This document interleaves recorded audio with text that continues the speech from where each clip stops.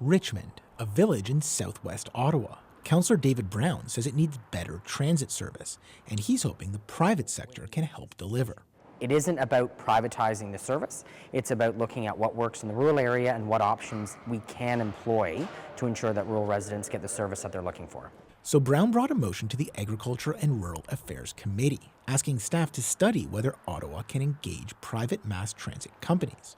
It passed unanimously.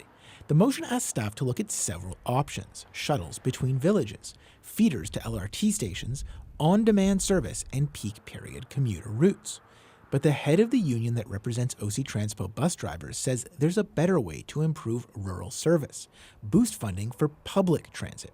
He says Brown's motion opens the door to privatization.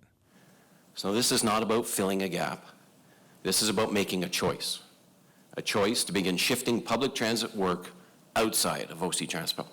He says private service will fragment the system and ultimately drive up costs. It's a concern for the public. I think the consistency of service, the professionalism and the quality control that comes from having our members perform public service and public transportation is essential.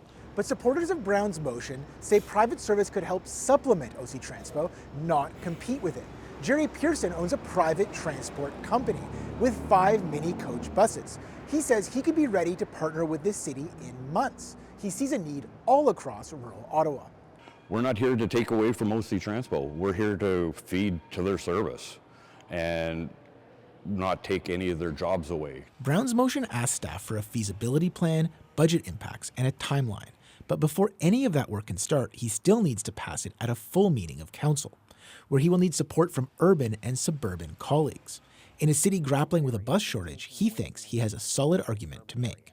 Very plainly, a bus that only has a few riders in the rural area could be full in the urban area. And that's why we want to make sure that when we look at resource allocation, we're sending these buses to where they can serve the greatest number of riders possible.